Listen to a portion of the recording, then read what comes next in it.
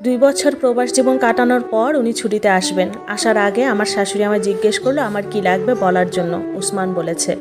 আমি বলেছি কিছু লাগবে না। দুপুরে রান্নার সময় উনি ভিডিও কল দেয় ওনার মাকে। আমি পাশেই ছিলাম।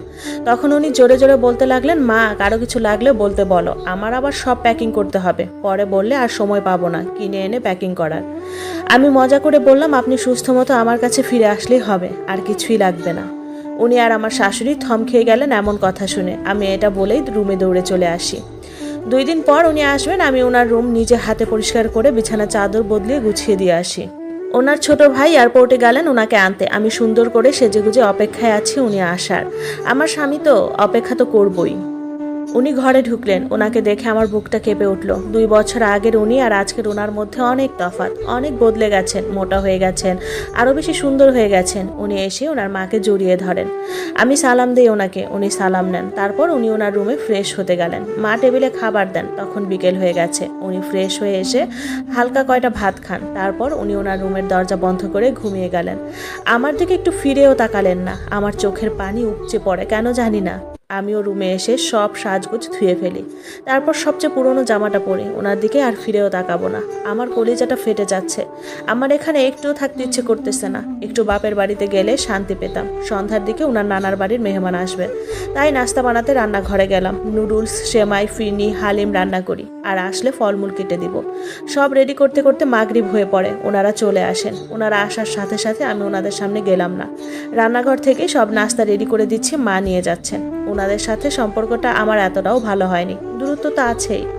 ওনারা রাতে থাকবেন, আমি রাতে রান্না বসালাম। আমাকে আমার শাশুড়ি করতে মানা করেছেন, তারপরেও করছি, কারণ রুমে বসে কী বা করব। উনি ঘুম থেকে উঠলেন রাত 9টার সময়। উঠেন, হালকা না চা খেলেন আর সবার সাথে কুশলাদি বিনিময় করলেন। আমি ওনার সামনেও পড়লাম না। রাতের 11টার দিকে সবাইকে খাবার দিলাম। আমি জাস্ট সব রান্নাঘর থেকে বেড়ে বেড়ে দিচ্ছি। আমার মামি শাশুড়ি আর খালা শাশুড়িরা নিয়ে যাচ্ছে। উনি এখন খাবেন না, পরে খাবেন। আমার আর রাতের ভাত খেতে ইচ্ছেও করলো না। তারপরেও সবার সামনে বললাম খেয়েছি। রান্নাঘরের কাজ গুছিয়ে রুমে ঢুকলাম, আর ওনারা সবাই ওনার রুমে। উনি ওনার ব্যাগ খুলতে লাগলেন, সবার জন্য কি এনেছে না এনেছে। আমাকে কেউ একটু ডাকলোও না, অবশ্য ডাকলে আমি যেতামও না।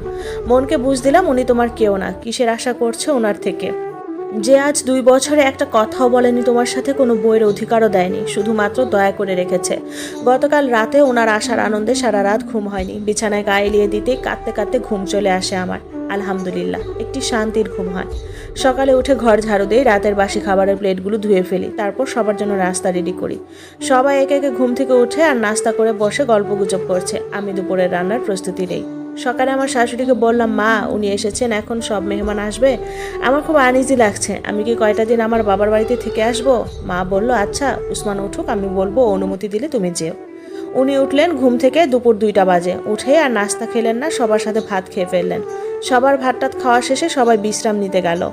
আমি আস্তে আস্তে মায়ের রুমে গেলাম। দেখলাম উনি আর মা বসে কথা বলছেন। দুজনে চোখাচোখি হলো। আমি চলে আসছিলাম। তখন মা বলল, কিছু বলবে? তখন বললাম, মা সকালে বলেছিলাম যে। তখন বলল, ও আমি তো ভুলেই গেছি। উনি ওনার মাকে বলল, মা কাউকে কি জামা কাপড় কিনে টেনে দাও না, এমন পুরনো জামা কাপড় পরে হাঁটে কেন? আমি বললাম, গরমের জন্য। এটা বলে চলে আসি। একটু পর মা রুমে এসে বলল, উসমান যেতে মানা করেছে। এবার আমি কান্না করে দিয়ে বললাম, মা আমি 2টা দিন থেকে আসি না, আমার খুব বাড়ির জন্য মন পুড়ছে। তখন বলল, উসমান রুমে আছে, গিয়ে ওরে বলো। আমি ওনার রুমে গিয়ে মাথা নিচু করে বলি, আজ 1 বছরের উপরে বাবার বাড়িতে যাইনি, আমি আজকে একটু যাই, আমার খুব মন পুড়ছে। কান্নার জন্য কথা বলতে পারছিলামও না। উনি বিছানা থেকে উঠে হাত ধরে আমাকে ওনার পাশে বসালেন। আমার যেন কান্না আরও ভেঙে পড়ছে, বুকটা ফেটে যাচ্ছে। চিৎকার করে বলতে পারছি না, এত অবহেলা করলে বিয়ে করেছেন কেন আমাকে? উনি বললেন, যেতে হবে না। এবার জোরে কান্না করে দিয়ে বললাম, একটু যাই না, সকালে চলে আসবো, দরকার হলে রাতে চলে